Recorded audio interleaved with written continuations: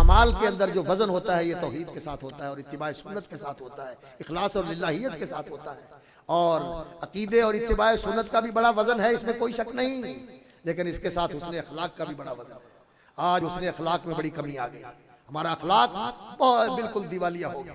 आज अखलाक है तो मफाद के लिए, जहां से किसी से कोई फायदा हो वहां तो कहते हैं कि अखलाक, लेकिन जब किसी से कोई फायदा ना हो। मुझे एक बात याद आ गई, एक तबका है जो इकराम मुस्लिम का बड़ा एहतमाम करता है, और इकराम मुस्लिम उसी वक्त होता है जब तक ये तवक्को हो गई हमारे साथ आएगा, और जब ये तवक्को खत्म हो जाए तो फिर ये इकराम जो है तजलील और तौहीन के अंदर बल्कि अदावत और बुग़्ज़ के अंदर बदल जाता है। नहीं, ऐसा नहीं होना चाहिए।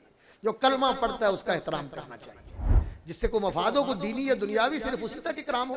ये खुल्के हुसन नहीं है, खुल्के हसन ये है कि अहसिन इला मन असा इलैका, और उलमा को तो इसका बहुत एहतमाम करना चाहिए, क्योंकि नबी सल्लल्लाहु अलैहि वसल्लम के जो इल्म के वारिस हैं उनके लिए ये भी जरूरी है कि वो हदीए नबवी के भी वारिस हों।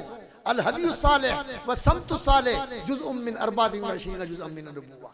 नबी सल्लल्लाहु अलैहि वसल्लम का तरीका, आपका बर्ताव दुश्मनों से बर्ताव, उन लोगों से जिन्होंने अजियत दी, जिन्होंने तकलीफ पहुंचाई, उनके साथ नबी सल्लल्लाहु अलैहि वसल्लम का बर्ताव क्या था। ये भी बड़ी भारी चीज़ है जो मीज़ान अमाल के अंदर रखी जाएगी।